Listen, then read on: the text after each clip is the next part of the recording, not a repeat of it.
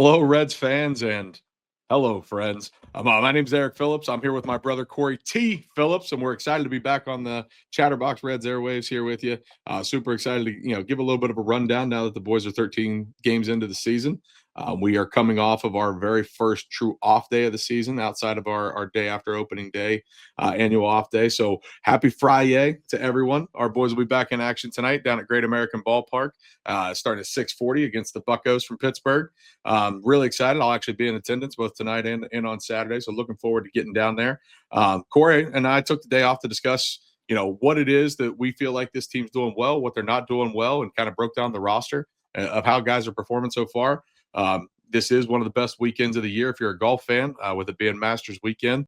Salute to all you golf fans out there. We're really excited to be taking that in as well. Your leader after day one, Justin Rose, at 7 under.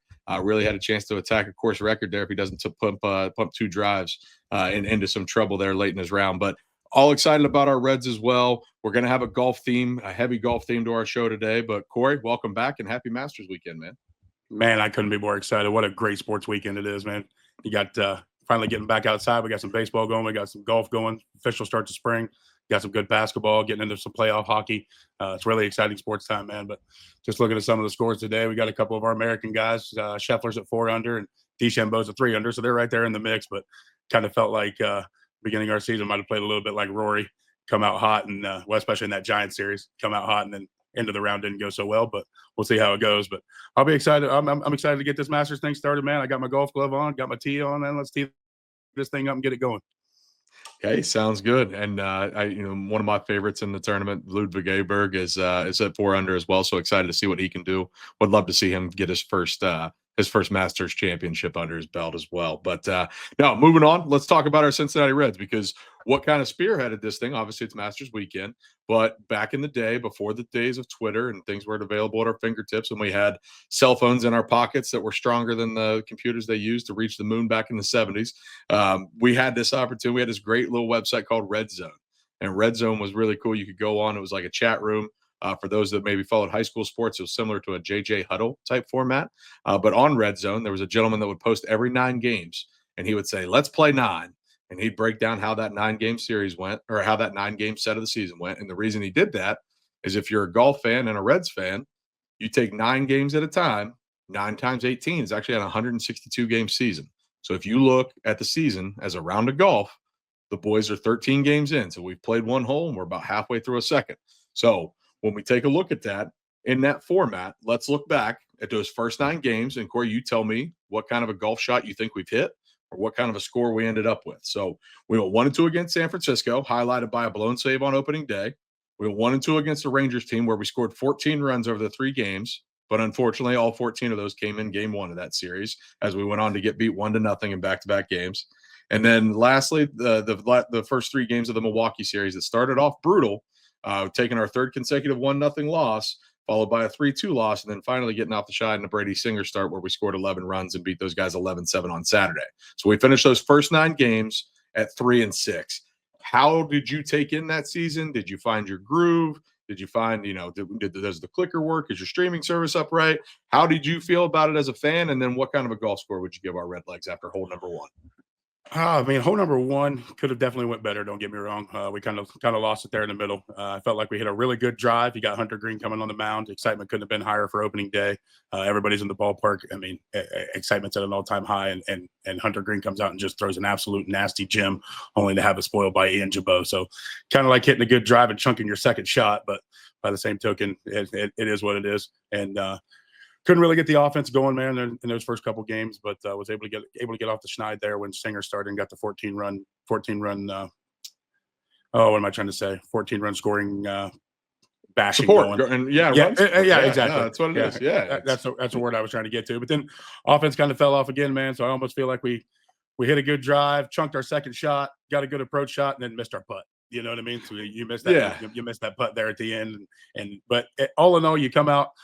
The round's not wasted. You know what I mean? You still got time to make up the rest of the round, but that first bogey on the scorecard, man, really is a toe stopper.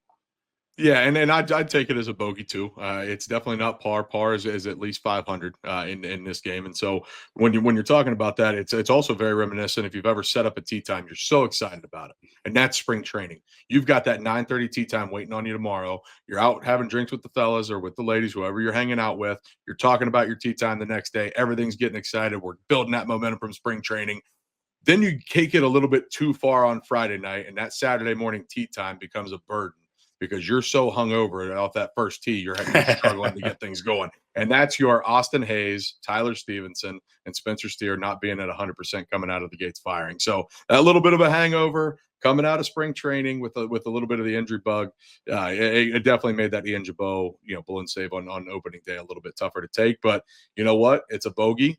We're still in the tournament. We still got a chance, and we've moved on to hole two. So in this same format, moving on to hole two, it began with the third loss in 4 games in the 4 game sets of the Brewers, but it turned around once we got to San Francisco.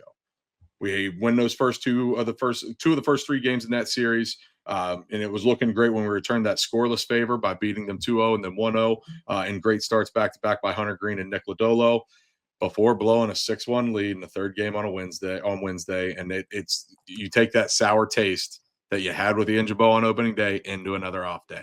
I hope this isn't a trend where the day before off days, our guys just absolutely leave us speechless, or not speechless, but leave us wanting more and in a bad taste that we have to sit with this thing for 48 hours. But unfortunately, that's what we've had to do today. But for hole two, right now in the first 4 games, you're sitting at 2-2. What do you think the last 5 games of this will be, with a 3-game set against the Pirates this weekend and then a 3-game set against the Mariners? So the first 2 of those Mariners games will actually be, how we finish up hole number 2. What do you think can be done? Give us your how the hole's going so far, and then what we can do moving forward here as we try to get through the second hole. Those are winnable baseball games. I feel like you've set yourself up. You set yourself up in a decent spot to finish the hole off there. Going 2-2. Don't get me wrong. You'd love to have a better finish and be 3-1, not stubbing your toe there in that last series. But you got 5 winnable games coming up. The Mariners aren't playing their best baseball. The Pirates are always pesky, but the Pirates are beatable. They've definitely ran into some bad luck beginning of the year with 3 straight walk-off losses at the beginning of the year, that sort of thing. So we can definitely get ourselves in better position here. Definitely lay up for a nice 1 putt if we can get off the schneid here. At least take 2 out of 3 from the Pirates. But what are your thoughts?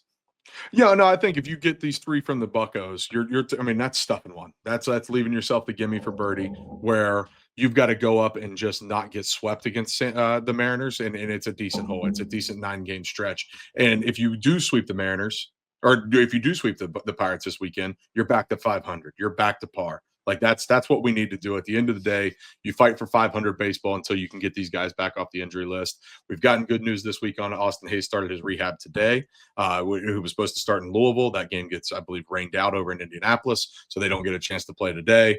But Austin Hayes' rehab stint has now started. Hopefully we see him in that Mariner series. I'm not sure if he'll be returning that quickly. So with Austin Hayes coming back, I mean, that gives us the opportunity to that gives us the opportunity to get back into the swing of things. And when he comes back, we got the good news that the Louisville situation with them getting rained out today obviously pushes back his rehab start a little bit sooner. But once he gets back, hopefully he gets back in that Mariner series and we get a chance to, have a 4-hitter again and have a everyday left fielder ready to go. Safe to say Austin Hayes, that little bit of sun breaking through on the rainy day when you need it. Yeah, it's either that or he's the little hair of the dog that bit you, and you finally, you got that opportunity. Get yourself right. Yeah, stop at the clubhouse for a Bloody Mary and get things rolling in the right direction, and you just get back up on the train and keep it going. But yeah, I think there's an opportunity to par better here. I expect us to par better over the next 5 games, and so if you can, I think it starts with this Pittsburgh series, and I think you got to take it to them. Come out swinging, hit the baseball. We're missing Keller, we're missing Skeens, and so there's not a more favorable way to see the Pirates than what we're going to see in this 3-game set starting tonight. Yeah, and I would at least love to come out with a series win, but the off the bench guys were talking this morning, man, about the Cincinnati Reds are the only team in baseball that could win a series, and you come out feeling nasty about it, feeling disgusting about it. And it's like, yeah, I want to win a series. I don't want to win another series like that. That just felt wrong. So if we're going to take care of business, let's take care of business against the Pirates and at least close it out and not feel so disgusting after a series win. Yeah, and stewing on it for 48 hours sucks, man. It was the Man, same yeah. thing with Jabot. God, you wait all year for opening day, and then it comes around, and you have to sit for 48 hours and think about all the things that just went wrong. But no, it's going to be a lot of fun. I think I love where the team's at from a pitching standpoint. I feel like that is your trusty club. That's the one that you can hit it. You know how long it's going to go. It's going to go down the middle for you. You can command that ball. You can shape it if you need to. And so with the pitching staff being where it's at, you have to go take advantage of these Pittsburgh Pirates and hopefully take the first two and go hunting for a big dog on Sunday. So instead of evaluating the team as a whole, I want to stick with the golf analogy. I want to dive into each guy that's on the 26-man roster currently. I have guys listed out here, and you tell me if these guys make the cut. So, for those unfamiliar with the golf tournament, you play your first two rounds on Thursday and Friday. The top half of the field will then get to play on Saturday and Sunday. The bottom half, the guys that finish halfway down or worse, are cut from the field. And so, we're going to go through these 26 guys, and I want you to give me a cut line somewhere in the middle of, yes, he's making the cut right now. No, he's projected to miss the cut, as the season goes on. And so, just give me a quick rundown of all 26 of these guys because I think there's a lot to get into and what we talk about each one of these players and how each guy is either contributing, not what we expected, better than we expected. There's a lot of things to complain about in this roster. Tell me why they do or don't, and does the good outweigh the bad with each one of these guys? So you ready to do this? Sure, let's do it. All right. So we'll start in pitching. We'll go right down the pitching staff. And I think for the most part, we're going to see a lot of these guys make the cut. So on a 26-man roster, you almost expect 13 to make it. But we'll go down and see where you feel. Graham Ashcraft. Graham Ashcraft makes it. Graham Ashcraft's a strong arm in the bullpen. I mean, he's going to be an innings eater. He's going to be your long guy, especially when your starters aren't having their best day and they're only going to go 4 or 5. Graham's going to be that guy you need. So he's definitely making the cut. Right on. No, I like it. How about Scott Barlow? I like Scott Barlow. I like what he provides. I haven't seen a lot of Scott Barlow yet to know what it's gonna be in the long term. But as it stands right now, as we're playing right now, Scotty makes the cut. How about Big Tex Ian Jabot? Unfortunately, I've got him not making the cut, man. With a big letdown on opening day, I need to see more out of Ian Jabot. So not that I want to DFA him or anything like that. I like what he provides, but he's got to get right before I can keep him on the roster. He didn't make the cut this time around. Yeah, and when we say we're not making the cut, this isn't not making the cut to stay in the major leagues. This is, like you said, we're not DFAing guys. We're not sending them to AAA. This is literally who's the top half of your team, who's the bottom half of your team. Because I think when you look at it from that situation, our bottom has to get better in order for this team to get to where we need to get to. I think we can be in agreement that this 5-8 start isn't what we expected. We've left a lot of meat on the bone there. Like we had some very winnable baseball games, and these dudes that are at the bottom are absolutely killing us. And it's that situation that I'm trying to bring to light here with this exercise. So Hunter Greene, I'm just going to go and pencil. He might even be the leader in the clubhouse. I don't know. Right. Yeah. I mean, honestly, most of your starters, your starting pitching staff makes it. I've got Nick Martinez on the fence. That's kind of where my cut line is with the starting pitching. Nick Martinez, I could take it or leave. There's spots where it's good, and you kind of live off what he did on 2024 a little bit, so you give him a little bit of leeway there. But I've got him on the fence in the middle. I'm not 100% sold that he's going to be a vital part of this, but I also I could see a point where Nick Martinez becomes that long arm in the bullpen, that sort of thing. But as far as pitching staff's concerned, I also do have Sam Moll not making the cut. So I haven't seen things out of Sam Moll yet that I really like. He struggled in spring training. He had a 4 ERA in spring training. Still hasn't seen anything good coming out of the bullpen yet. Don't get me wrong. I feel like Sam can get there, and he's a seasoned veteran. He'll get there eventually. But as it stands right now, I've got Sam on the bottom half.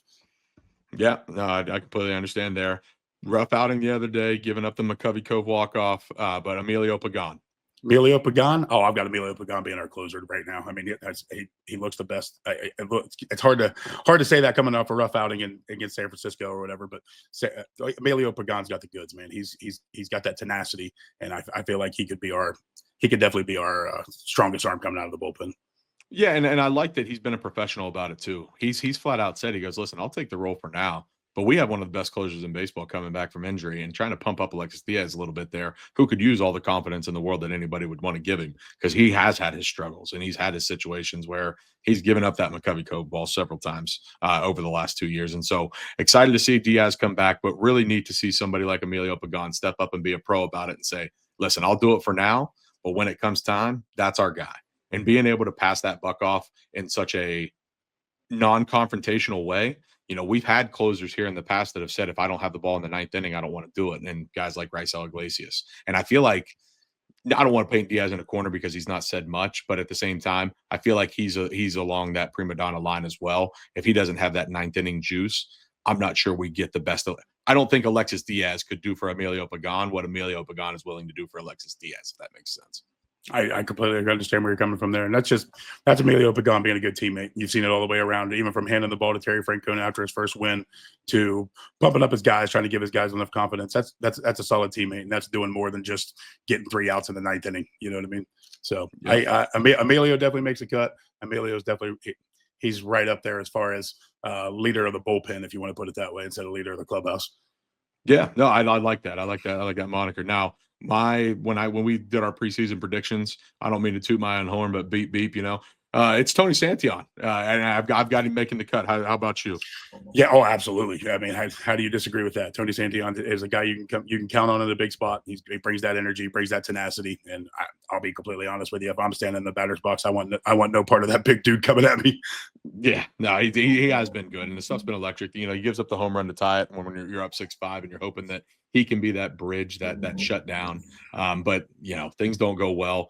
The pitching staff has been nails for the better part of 2 weeks here, and what they've done. And then that San Francisco game, it felt like that was going to come at some point in time. You don't look back at that game and say, oh, have we done this different? Have we done that different? I understand Nick and those guys were upset with the decision to not walk Yastrzemski there and go see a right-handed batter. But to me, I thought Tito said it pretty well. Not only do you have a guy that has 5 punch outs in Emilio Pagan against Yastrzemski, it's also, as soon as he gets to first base, he's taken off for second anyway. And Tito didn't feel like we were going to be able to play the righty in a way that would be able to give you a chance to throw it down there. So you're going to go from first and third to second, third in a heartbeat. So I forgive the decision making in terms of how they've used that pitching staff, but the law of averages catches up to everybody eventually. And our staff had been unbelievably good, like otherworldly good, best staff in baseball good, up until that 6-1 lead debacle that we blow in San Francisco the other day. So moving on, Brady Singer, he's a starter. He's making it. Yep, he's in. Gotcha. How about how do you Brady Singer is I feel like he's the leader of a band, man. Brady Singer in the run supports. Every time that guy's out there, we score like crazy, man. It's kind of wild. But the other guys print the shirts, man. Yeah. print the shirts, Brady Singer and the run supports. That is awesome. I love it. God. The guy that would probably try to lead sing for him because he likes to put his face on the camera, and Brent Suter. Is he making the cut? I got Brent Suter making the cut. I think he still provides a good strong left arm out of the bullpen, and we don't have very many good left arms coming out of the bullpen right now because I don't have Taylor Rogers making it either, man. He was kind of my wild horse coming out of spring training. I thought he might be one of the better arms coming out of the bullpen, and he just hasn't shown me enough, man. He's really struggled giving up a couple runs. Let's go to the player positions or the position guys. We're going to start with who you believe is our leader right now, and that's Jose Trevino. And tell us why. I think Jose Trevino is our leader in the clubhouse, man. If you look at what he's providing from the offensive side and the defensive side, we're getting really good baseball, really good professional baseball out of Jose Trevino. He's our leader in batting average right now. Granted, he's only got 3 RBIs, I think, but he scored 5 times. And the things that he's doing for our pitching staff, man, it can't go unaccredited. Our 1, 2, 3 guys all have lower ERAs in their first 3 starts than they did in 2024. His command, his professionalism that he brings to this lineup, it's something that he provides that we don't have a lot of professionalism in this lineup right now. So I feel like he's kind of the staple and the glue keep bringing us together. So Jose Trevino not only makes the cut for me, man, he's my leader in the clubhouse. And then that's great. And if he's your leader in the clubhouse, that's probably an issue. Don't get me wrong. Like that, there's because the offensive numbers, yes, he is leading the team. And his batting average is at a measly 273. And so it's one of those situations where, yeah, he's standing out, but it's not too terribly hard to stand out from this kind of abysmal offensive performance to start the year. But you're right, and I think the Reds see it too. That 2-year contract that comes out of nowhere is something that they saw this guy for a month and said, my goodness, we love the way that he works with our staff. He's exactly what we're looking for. Then we see it pay dividends a couple weeks into the season as we've gone through the rotation a few times now. It seems to be that he is in sync with the staff and putting the game plans together and things like that. And so I think it's invaluable what he's done back there behind the plate, and it's really kind of hard to measure. But Austin Wynns hasn't been terrible either. He's filled that role in a decent way. He's hit a home run. He's had a couple base hits here and there. So I like what Austin Wynns done too. But we'll move on through the position players. But I like what you had to say there about Jose. Austin Wynns. Is he making the cut for you? Austin Wynns, I don't have making the cut only because I haven't seen enough out of him defensively to be solid back there. I feel like he's one of the ones that's on our bottom half, not getting the everyday at bats like he should be. So he still could develop into a decent backup catcher, a third catcher down the road. But as of right now, I don't have Austin Wynns. I have Austin Wynns on the bottom half of our roster. Yeah, and I mean he's not seeing very much frequency. You know what I mean? He hasn't had the opportunity to get regular, nor will he. I mean, I think Jose Trevino, like you said, has done a decent enough job. He's hitting the ball well enough that there's really no reason outside of giving Jose the day off to keep pumping him in there. So there's not that big of a difference in the bat right now, but I think mentally and for the staff, it's definitely Jose Trevino that's head and shoulders above. So I'm okay with that. First one that I'm really upset with, but at the same time, I don't think I can have him missing the cut. How about Jeimer Candelario? You've got Jeimer Candelario making the cut. I do not. I am beyond frustrated with Jeimer Candelario. I'm to the point now where his plate approach is just god awful. It's bad. We are literally teetering on a Mike Moustakas situation. It is becoming a red alert, man. I'm fed up with what I'm seeing. I feel better when we have Santiago Espinal. Yeah, there we go. Sorry, couldn't get that one out. Santiago Espinal. No disrespect, Santiago. My bad, man. But I like having his glove, and I feel better with his glove at third base. And I really don't. You're not getting enough out of his offensive production to be worth putting in the lineup. I'm to the point now where if you want to tell me Noel V. Marte is going to be our everyday third baseman, I'll live with the ups and downs of Noel V. Marte, whoever you want to put there, to be honest with you, because at least there's an upside. With Jeimer, I feel like we're paying for mediocrity, and I'm over it. Yeah, no, I do agree, and I actually have him missing the cut as well. He has not performed to the standard that his contract demands, and so again, one of the highest paid guys on your team not performing, and that's been a Reds theme for many years, all the way back to the late days of Votto, into the Moustakas years, now into the Candy years. It's not great to have your top earner be not even middle of the pack, but below middle of the pack, and how we're ranking this thing out. So yeah, it sucks, and we need a lot more out of Jeimer for sure. Our boy Ellie, how do you feel? Ellie makes the cut. Ellie's got to start playing better golf, if you want to put it that way. He's just got the consistency is just not there, man. From hole to hole, from game to game, the consistency is just not there. He makes plays that no other player in baseball is going to be able to make. But for every single one of those plays he makes, he's going to short hop one to Candelario. He's going to act like the play's not worth it when we're down 4 runs and just half-ass a throw over to Candy, and it's irritating, man. The little errors and the little things are really starting to irritate me. And start getting on base, man. You've got to find a way to get on base. If you're not on base, and you're literally the electric that's in the middle of our lineup. So we go as Ellie and McLean goes, and obviously you can see we stubbed our toe a little bit with Matt McLean getting injured, and if Ellie's not going to be that consistent hitter and that superstar that we need, man, it leaves a bad taste in my mouth. But by the same token, it's Ellie De La Cruz. Yeah, and he's starting his second full season. So he's not quite 2 full seasons into his major league career. So don't hear what I'm not saying. Again, we're not wanting to cut Ellie. We're not trying to trade up. That's not what we're saying. What I will say is if you hold Ellie to the same standards of the Bobby Witt Juniors, the Jackson Churio that's going off in Milwaukee, you hold him to the same standard of the Shoheis and the Skeens and these guys that are the faces of baseball, Ellie doesn't produce at that level. Those guys don't sit back and watch their team take 3 consecutive 1-0 losses. One of those days he runs into a fastball, he guesses that he does something that provides this team a spark to where you don't carry that dark cloud over you for almost an entire week in terms of run production. The leadership from a statistical category output has to come from Ellie. we're talking about this guy, you hear him, we talked about he's on the cover of MLB The Show and things like that. He is not the superstar right now for us. Ellie has not been he's the cover guy on MLB The Show. But if you look at it and you say, would you rather have Gunnar Henderson, Paul Skeens, or Ellie? He's in third place by a significant margin. Like, I want Ellie to be a top 5 guy in baseball. I want him to be in MVP considerations. That's not where Ellie's playing. And the statistical output that Ellie is giving us right now is not a generational talent. It's not. Yes, he's a freak athletically. Yes, he can run better than anybody. But if he doesn't put the bat on the ball in a consistent pattern that keeps you from going 3 entire games without scoring a run, yes, it's just as much as the guys around him, but a 3-game stretch, be a little bit of a leader, be that guy that runs into one, figure it out for your teammates and dive in, because we need somebody to lead us from a talent. Jose Trevino is a professional. And I'll get into professionalism with a lot of these guys when we round out this roster. But when we talk about leading from a statistical standpoint, it has to be Ellie. It has to be Matt McClain, because we're not going to be able to go pay for somebody else to come in and do it.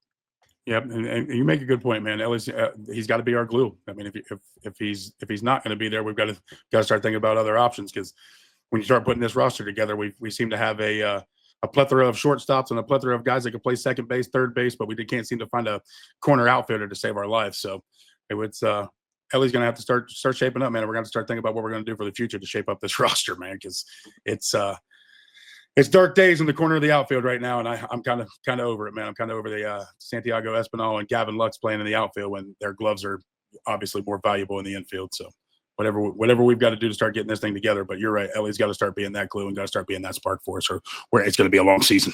Deep South Commodities is a proud supporter of Chatterbox Reds and our Deep Drive of the Day, and DSC is a leader in renewable commodities for biofuel production, specializing in used cooking oil collection, aggregation, and sales. Visit www.deepsouthcommodities.com for more information. Thanks as always to our friends at DSC. Game Time is the official ticketing partner of Chatterbox Sports. If you're like me and you always are trying to get last-minute tickets, not sure when you're going to be able to get down to the ballpark, Game Time is the best app for that. The best last-minute deals. Even if you wait till the last minute, you can still find deals sometimes even better than you would have found earlier in the week. Some of my favorite features of Game Time is they have all-in pricing. It shows you your total with fees before checking out. They have a panoramic seat view in their app. You can see exactly where your seat is, get a great view and layout of the land. They also have event cancellation protection, automatic full refunds for events that are canceled and not rescheduled, and as always, the lowest price guaranteed, or Game Time will credit you 110% of the difference. So take the guesswork out of buying tickets with Game Time. Download the Game Time app, create an account, and use the code CBOX for $20 off your first purchase. Terms apply. Again, create an account and redeem the code CBOX, CBOX, for $20 off. What time is it? Game Time. And we also want to remind you that you can call or text 988 anytime, day or night. The 988 Suicide and Crisis Lifeline is a place to get support for anything related to mental health. Whether it's an immediate crisis, simply wanting to find out how to connect with care, or anything in between, it's a 100% confidential, secure, and anonymous way to reach out for help when you don't know where else to turn. To connect, call or text 988 or visit mantherapy.org to get help. It's okay not to be okay. And we'll keep moving here. We'll move a little quicker down through the rest of the roster here. How about Christian Encarnacion Strand? I've got CES making the cut. What he provides offensively, and he has looked so much better defensively. So he can start scooping out some of those short hops that we were talking about with Ellie. It would definitely feel a lot better. But CES makes the cut. I've got Gavin Lux making the cut too, man. I really like Gavin Lux at the bats. He's one of our better hitters as far as putting the barrel on the ball. I like where Lux is at. Lux is one of the more professional hitters that we have, and I think I'll go ahead and make this point now. Pitches per at bat. The Reds average 3.73 pitches. That is 0.12 behind the major league average of 3.89. Our guy that we talked about just a second ago, and Christian Encarnacion Strand, is one of the worst in baseball at 3.18. He doesn't see enough pitches, and we have to give this guy an opportunity to start. We have to do something for the deeper part of the ball game. Nathan Eovaldi comes in and gives us a Maddox that absolutely debilitates you from a how many pitches these guys see and kind of what's going on there. And so what I want to see these guys do is start to take more pitches. And so I've got it broken down here. Gavin Lux sees 4.18. That's above Major League Baseball average. That's one of the tops for the Reds. We need to start seeing more of that as this thing goes along. And as we get to these last couple of guys, I'll let you know who I'm really frustrated with in terms of what it is that they're doing. But if you want to go ahead and talk about Will Benson and Blake Dunn. Oh, I've got Benson not making the cut. I just with his 0-for-4, and we just haven't seen enough. Obviously, that's unfair to Will. We need to give him a couple more games before we actually make a decent decision on him. But I kind of like what Blake's done, man. He's given us some good at bats, been a spark in the outfield, made a couple big plays with the glove. So if it's me, I'm keeping Blake Dunn on the roster. I've got him in the top half of the roster, and I'm giving him a little bit more playing time, see what he can provide us as a maybe an everyday left fielder. Gotcha. How about Jake Fraley? I think I know where this one goes. Yeah. Fraley's he's got to get right, man. He's I really felt like bringing Benson up. We could rotate Fraley down to AAA, get him right while Benson was hitting hot, and even just flip flop him for the year if we had to. But whatever we've got to do to get Jake Fraley right, man, his plate approach is not the same. His glove and his outfield has been up to par. Besides the one whiff in Milwaukee, that was definitely a bonehead, but he lived up to it. He owned up to it, and so he doesn't make my cut, man. But I'm not ready to give completely up on Jake Fraley yet, man. I something in my heart loves 27, but at the same token, it's put up or shut up time, brother. Yeah, and Jake falls into that category of when I talk about wanting these guys to see more pitches so that we don't get Maddox by Nathan Eovaldi and get beat 1-0 in 3 consecutive games. He is seeing 3.58. So that is below Major League average. That is 0.2 below the Reds average. That is a situation where if you're a golfer, you've heard the term, if you're going to be bad, play bad fast. If you're on special teams in the NFL, if you're one of the guys that's on field goal block, they want you to die slowly. If you're going to suck by taking more pitches. At least benefit the team. Don't go up there and take 3 pitches and do nothing to counter what their ace might be doing, whether it's a Eovaldi or Verlander, whoever it is. Do something to contribute to the team. If you have to stand there and give terrible looking swings like Joey Votto used to do, where he would work counts just by giving just the absolute worst looking foul balls you've ever seen, but he would at least do something to contribute to the team, getting to 6 and 7 pitches and then at bat. So that way, when you chip away at that and you do that, 6 or 7 times down the order, you're 18, 20 pitches. That's an inning. So that's what you have to do to chase a starter. Hopefully, 2 to 3 games into a series, you're into the, that's the Moneyball equation. For those of you who've seen the movie Moneyball, we want to be into the deeper part of their bullpen by the 3rd game of a series. And if that's the case, we have to play Moneyball because we can't play Dodger ball. We can't play Yankee ball. That's not where our funding's at. And so if you're going to do this, in order for Moneyball to work, you've got to get to those dudes and see these pitches. And right now, you're just not getting – it's not that they're not hitting. Like, I get that. Like, averages are going to be what they are. You get what you pay for in that situation. Be bad, but be bad by taking more pitches. Do something to help Ellie and Matt and these guys at the top of the order that, kind of have been producing, but give them the opportunity to, see a 7th reliever in Milwaukee rather than seeing the same, couple of guys that are absolutely nails over and over and over again when we get to the later part of a ball game. To me, that's the most frustrating part. Is it's not that we just don't have a good hitting right fielder or left. We don't have professional hitting corner outfielders. And the first guys that come in and are able to be professional hitters, and that means taking pitches, if your average is above 250, you're the best right fielder, left fielder that we've had in years, since probably Brandon Drury. And he played a lot of third base, I think, as well. So it's one of those situations that I don't know how Nick Krall can be so bad at outfield and analyzation. And it's a lot of it is you're taking starting pitching at the top of most of these drafts, and you've proven that you can do that. You've built it up. Whatever, with Derek Johnson at the head of the pitching and development, things like that, whatever he's doing, give that guy all the money in the world, because I feel like we are in a situation where the Cincinnati Reds are one of the best teams in baseball at developing arms. On the counter side, whoever is in charge of player development outside of the infield, we haven't developed an outfielder in God knows how long. And you've had high-end prospects like Jesse Winker and Nick Senzel and guys that have been taken in the earlier rounds that we've not had one pan out. We've not had a homegrown outfielder worth a damn since Jay Bruce left. Yeah, it's been a long time, man.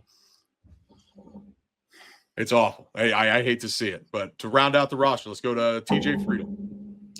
Oh yeah, TJ Friedel's your spark plug. I mean, we definitely need a little bit more offensive production, better at bats out of the top of the lineup. Don't get me wrong, but TJ Friedel's still that spark plug. That's the one point I was going to make. 3.33 pitches. He's one of the worst on the team, and he's batting leadoff. Yeah, take your role more seriously. Get to a full count and let these guys see the arsenal. Don't let a guy get by you by only showing you 1 or 2 pitches. Make him throw up. And I'm not a professional hitter. Listen, I stopped playing baseball as a sophomore in high school. But you watch what other good teams do, and this is it. Like you pound the pitcher in terms of his pitch count. You run him up where you can. You give the guys behind you. Understand what your job is and how you can contribute to this team and figure out a way to do it. Because we don't have the ungodly talent to make up for the lack of offensive production that we get from the bottom of our order. We just don't. Tell me how you feel about Jacob Hurtubise. I've got Jacob Hurtubise on the fence. He's kind of where my cut line's at. My cut line right now between the infielders, outfielders, and pitchers, I've got Nick Martinez, Espinal, Hurtubise. Those 3 guys are kind of like teetering for me, man. I don't mind seeing them in the lineup. I wouldn't mind seeing him go down and get right again, give us some more at bats. But by the same token, he can be a spark. The guy's fast. He can get on. He's made a couple plays with his glove in the outfield. So I'm not sold on Hurtubise one way or the other, man. As much as I hate to be on the fence, but give me your thoughts on Hurtubise. So you're 3 guys. You said Nick Martinez, Santiago Espinal, and Jacob Hurtubise. Hurtubise and Espinal know what role they play on this team. And I think Jacob Hurtubise is very happy with being a pinch hitter. He's come in and produced a couple different times this year as a pinch hitter. He can come in as a pinch runner. Like you said, he can fly or he can run pretty well. And then Santiago Espinal understands that he's a defensive guy and he's got to be there. He's got to be the shore glove at third base when we need that late inning, defensive support. Nick Martinez, I think, is still in a situation where he wants to be a starter. We paid him starter money by giving him the new contract or by giving him the contract. And so I think he wants to be a starter. If he understands that his role on this team is better served as our long man, I thought about it, coming out of that San Francisco series when he had thrown Graham Ashcraft in game 2 for 2 innings. The bad part about that was, who Nick Martinez needed to come out of the bullpen after his 5 innings when they could have gone to somebody else? He needed Nick Martinez to come out of the bullpen. He needed Graham Ashcraft to come out of the bullpen. Like Nick, I think there's a situation where Rhett Lauder, Chase Burns, and a couple other guys, even Carson Spires, if he starts to throw well in AAA, I think there are guys that can not only give you what Nick Martinez does, but also give it to you in a way that there's even more upside versus what Nick Martinez offers, that Nick can then serve the role that I think he's best suited for. And that is what Graham Ashcraft did the other day, and come in and throw 2 very dominant innings, or get through and even go through 3 innings, get through the lineup 1 complete time, because those first and second times through, Nick Martinez has been electric, or has been very good. And as soon as he sees those guys, it's a bad stat for every Major League Baseball pitcher. It's he's one of the worst in that category. And so when you take a look at it, if he's only meant to see these guys one time, not that he's a one-trick pony or anything, but I think he's just better served as being that long man out of the bullpen. Absolutely. Plus, iron sharpens iron too. When you got that many good arms thrown against each other, we might get a better version of Nick Martinez, because he knows he's got the pressure on him coming from Carson Spires and Chase Burns and the Chase Pettys of the world, Rhett Louders, So iron sharpens iron. We may not have seen the best out of Nick Martinez yet. So I'm not ready to give up on him, but by the same token, we've got to see something a little bit better if you're going to stay up with these arms that we've got coming up. Yeah, and it's weird that we're in a spot right now where Nick Martinez is argued as to whether or not he should be the 5th starter, when in reality we would have killed for what Nick Martinez has given us in the first 2 games, probably 2 years ago, before we called up Abbott, before Greene found his way, when Lodolo was injured. Like, you remember the days when we were struggling for that starting pitching. So what Nick Martinez has given us in comparison to years past, not that bad. In comparison to the other 4 dudes, if you're hot, you're hot. I mean, if the reputation of this staff is to go out and be nails, why not make it the 5 guy too? So let's get along there. How about Spencer Steer? Spencer Steer provides good at bats, and good at bats are definitely something that we're striving. We are lacking right now. So I think you got to keep Spencer Steer in the lineup. His at bats have progressively gotten better. Obviously started off a little slow with the shoulder injury and stuff. That's to be expected. If we need to get Spencer Steer right and give him 10 days off and put him on the IL for a minute just to get him 100% healthy, I'd love to start seeing him back out in the outfield and giving us a little bit of help with the glove. But I think his at-bats provide enough to where he's in the top half of our roster. I've got him making the cut. And yeah, I think he's starting to barrel balls up too. I think it's one of those things that, he only had 7 at bats in spring training. I think he's one that's worth the time. And as this thing goes, I think he will be that 280 hitter that we need him to be in that 6 hole, and he will provide a spark. And especially your well's not very deep against left-handed pitching, and he's got to be that guy. Him, Christian Encarnacion Strand. We can't get Austin Hayes back soon enough. Tyler Stevenson. Like there's a significant blow when your injured folks are Steer, McLean, Stevenson, and Hayes. That's 4 right-handed bats that you expected to be there versus left-handed pitching and make last year's debacle turn into a strength. It's back to being a debacle right now, and it's not fun to watch. So I'm going to give you 3 names that you may not have heard before. But when we talk about the staff as a team, that's 15 making the cut. We're going to give the other 3 guys. We're going to give Nick Martinez, Espinal, and Jacob Hurtubise. We're going to have them making the cut as well, and then that leaves us with 8 folks not making it as we went through that low exercise. But to give me these 3 guys, and I'm going to kind of give my own opinion here. But Sean McQueenie, Dr. Andrew Rosano, and Dr. Timothy Krinchek. Not only do those guys not make the cut, I think they've been kicked off the course, if I'm not mistaken, because these dudes are the medical staff, the strength and conditioning and the medical training staff that we have been, dealt with to this team that has given us a situation where you've got dudes out there that can't figure out if Matt McLean needs to go on the IL or if Matt McLean needs to, actually stay with the ball club. He sits there for 4 days, gives us 1 pinch hit at bat, and now we've lost Matt McLean for 10 days at the same time as having a Spencer Steer with a shoulder that he's having to relearn how to throw again coming out of spring training when this same shoulder injury happened a year ago. I don't know who it is that's making these decisions. I don't know if it's ball players trying to be tough and work through some things. I don't know what the situation is. I think Trace and those guys have talked about it, but there's a situation right now between the Reds strength and conditioning and the medical staff of who's making these decisions that, to go back to another golf analogy, this is like sending Tito out for a long par 5 without his driver. This is playing man down on a consistent basis to where you have to make tough decisions. Has Tito made every right decision? Absolutely not. He's not played with a full deck since jump. Like he's worth 13 games in. He's not had a full deck yet. And so he's gotten some unbelievable performances out of some of his lower lofted clubs like Hunter Greene and Nick Lodolo. But when it comes to what we could do to be better, how about just an injury designation? Or how about coming out of spring training in a healthier situation? The soft tissue injuries that happen to the Cincinnati Reds on a consistent basis, it's unacceptable. It's not professional. We talk about professional at bats. Whatever we're doing in the strength and conditioning department that has led us to the soft tissue injuries year over year. If you have to go get Tommy John, if you break a fibula, whatever those things happen. Those are freak accidents. I understand that stuff. To getting hit by a baseball in the hand and things like those things happen. Broken bones, that's a part of the game. You walk, trip, falling down the stairs. Those things happen. The soft tissue injuries. Austin Hayes is soft tissue. Tyler Stevenson is an oblique. Matt McLean is a hamstring. The list goes on, and it's not just this year. It's in the years past, too. Something's not right in the way that we're taking care of these guys, and it drives me absolutely insane. These guys, I'm sure, are wonderful professionals, and I'm not even going to put their names back out there again because it's probably not fair to them, and it's just a snapshot of I need to project onto somebody because this stuff is annoying as all get out, and it sucks to show up at the ballpark and not get the best 26 guys. And a lot of it is in my opinion, also not the ideal, poster child for health and how to take care of your body, but soft tissue injuries are just nagging us and killing us year after year. And I don't know what we have to do. I don't know that other teams go through the same situation and struggle that we've had. And it's all I've known as a Reds fan. I was 3 years old in 1990. I've known Ken Griffey Jr. to be one of the best players in baseball and somehow not produce as a Cincinnati Red to the point that we were worth anything. I've seen guys come through. I've seen the Joey Votto come through and them not pay to put anybody around him except for the year that we go and get beat by the Giants in the first round. Like I've watched the ineptness of this organization over and over again that it's just so frustrating that something so small like taking care of your body is what's going to lead us to be 5-8. And if things don't get better, we're right in the same spot we were a year ago.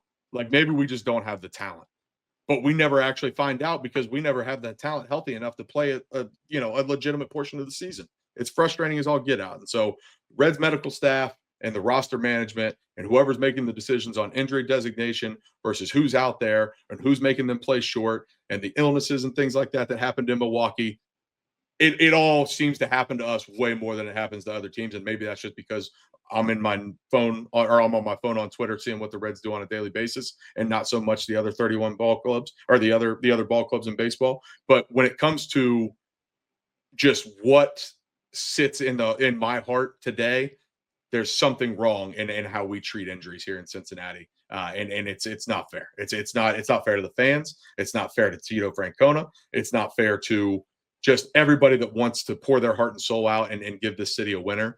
That this is the reason why we're struggling right now, and it's pretty evident when your 4 and 5 hitter and Hayes and Stevenson are out for soft tissue to start the year, and Spencer Steer had a shoulder injury. Spencer Steer had a shoulder injury a year ago, and you haven't answered it. I don't know whose decision that is. Whoever made it this time, somebody make a head roll and say, this is why. Just give me that satisfaction. That's a fantastic point. And at some point you do have to hold somebody to the fire. You don't want to throw these guys under the bus. I'm sure they are consummate professionals, but by the same token, when we're going through it year after year, constantly, how do you know what kind of lineup we have when we're playing with 75% health all the time? You know what I mean? It's like in the back of my head, all I have pictured is the scene from Major Leagues where they're in the cold tubs that won't work and all that stuff. How are we supposed to get our guys right if our guys can't get healthy? That's all I can see in the back of my mind when you started going into it, man. And so that's a great point, man. At a certain point, we've got to put our best foot forward as far as getting our guys healthy and being able to put our best product on the field. Yeah, and again, I'm not a doctor. I'm not the bill of health that I should be. But at the same time, you're playing a sport that is dictated in wins and losses. Your success and your failure is dictated by wins and losses. We're not winning injury management right now. And nobody could convince me otherwise. And we haven't won injury management for quite some time. So whatever we've got to do to get back into winning baseball, and not just on the field, but also in the clubhouse, I'm all for it. And I think some strides have been made. Like we're in a better spot now than we were 5 years ago. Now that we're starting to invest in these players' families, we're starting to invest in the minor leagues and the development system and the way that we're going about things a lot more Tampa Bay Rays like, rather than going out and paying high-end free agents and things. I love the direction that we're going. I do still have faith in Nick Krall, but at the same time, figure out how to get the outfield situation figured out, because we've not had an outfielder that's worth a damn in quite some time. And in reality, I just don't know that we know what we're looking for, because we just keep throwing blind darts, and we've hit maybe one in the last 15 years. And so I want to see that winning mentality from the top down in this organization. But we're going on 47 minutes right now. Let's keep it moving here. We'll wrap things up. We're going to look ahead to this Pirates series. So you're a 3-game sweep away from 500 baseball. All that dark cloud of being 5-8, everything that we just went through, we just ripped to shreds 26 guys and a couple of doctors. I hate to be that negative. I'm really not that guy. I'm very much looking forward to getting down to the ballpark tonight. But looking ahead at this Pirates series, you are a 3-game sweep away from being a 500 baseball team. And that is with all those guys on the injury report, knowing that better days are ahead. You have a favorable schedule for the rest of April with all the close losses and questionable decisions. We'll be back in this feed on Tuesday after the Reds have an off day on Monday following this series. We're hoping to see what are you hoping to see from the Reds this weekend, and what do we need to get done as we start off tonight against the Buccos? Offense. That's what I want to see. We need to score some runs, man. These are winnable baseball games. This can set the tone for the rest of April. We can get out of April with a winning month, the way the rest of the schedule is set up. But coming off the off day, let's get ourselves right. Let's get ourselves going. And we do got a couple left-handers coming up, man. So that's definitely gonna be a challenge, especially that's the second left-hander on Saturday. Andrew Haney, my man's throwing the ball well. He had a really good outing against the Yankees last time out. He had 10 strikeouts against the Yankees. So Saturday's definitely going to be a challenge, man. But I really think this will be a good opportunity for us to set the tone for the rest of April and get out of this month with a smile on our face rather than the frown we've been kind of rocking around with. Yeah, and so hopefully you and I come back on these airwaves on Monday, and we're talking about a sweep of the Buccos, and then we're an 8-8 baseball team, and it's all sunshine and rainbows, and Ellie's back in the MVP race. But if you do that, if you're able to do that, I'm going to go through the last couple series of this month, and you tell me you expect to win 2 out of 3 or not. So if you're 500, then you go Seattle for 3. Do you expect to win 2 out of 3? Yes, Seattle's not playing very well. Seattle's not playing very well right now, to be honest with you. Their starting pitching is always tough, but I do expect it. I expect to beat them 2 out of 3, man. I really do, especially the way they're playing. And it's at home. Then you go on the road to Baltimore. To me, that's not one that I expect to take 2 out of 3. It would be lovely though. Yeah, absolutely. I mean, Baltimore's always a buzzsaw, especially playing in Camden. Always a challenge, but if you can find a way to sneak out 2 out of 3 out there, you're really setting yourself up. Then you go on the road to 3 in Miami. I expect to win that series. Oh, I expect to win that series too. I can't say I know much about the Marlins as far as what they've got going on this year, but anytime you're at Miami, man, you should expect to take 2 out of 3. You know what? And thoughts and prayers to all the folks in the Cincinnati and Northern Kentucky area with all the flooding and stuff this week. But one really funny picture that did come from all the devastation that's happened in our area over the last couple of weeks. There was a dumpster that actually was floating down the Ohio River. And I'm pretty sure that was the Miami Marlins coming by on their way down to St. Louis, because that place is a rolling dumpster fire. That team is god awful. So if you want to know what the Miami Marlins are, go find that picture. It's out there, and it's been referenced for many Cincinnati sports situations this week. It's been kind of the butt of all jokes as we look at Twitter. But in reality, I know I've seen the updates on the folks down at Buffalo Trace, and the water got into the Bengals practice facility. It was on the doorsteps of Great American and stuff like that. It just thoughts and prayers to those as we kind of get out of this and that water starts to recede, and hopefully we can get back to some normalcy as we try to enjoy this weekend here. After the 3 against Miami, you get an off day on the 29th, and you have 3 in Colorado, or you have an off day on the 24th, and you have 3 in Colorado. We always play well in Colorado, so I want to go out there and win 3. I want to go out there and get greedy, man. So for whatever reason, we see Colorado's number, so let's go out there and let's just go out there and take care of business. Yeah, and then finally you finish off the month with 3 games here at home against the Cardinals, who were projected to be terrible. They're not the world beaters that they came out in the first series. They've started to come back to earth a little bit, but you do have 3 games against the division rival at home to close out the month of April. How do you see that one going? I see that kind of as a tone setter rolling into May, man. If we can take care of business against the Cardinals, especially against a Central Division foe, that will really propel us forward into the next month and set the tone for what's going to be a good May. So if you get these 3 wins against Pittsburgh and you go into this thing 8-8, you go to Seattle, or you come up against Seattle here at home, you take those 2, that puts you at 10-9, right? Then you get into Baltimore. Let's say you lose 2 or 3 there, you're back to 500. That puts you at 11-11, and then you go down to Miami and you take 2 or 3. Now you're back up, and that puts you at 13-12. And then you get 2 or 3 from Colorado. That puts you at 15-13. And then you get 2 out of 3 from St. Louis. You're 16-14. I mean, I think my math's terrible. That's at Cambridge, Ohio education there. But as you look at it, there's an opportunity to be several games above 500 by the end of the month. But I think it starts this weekend. Really excited to see what the boys do against the Buccos.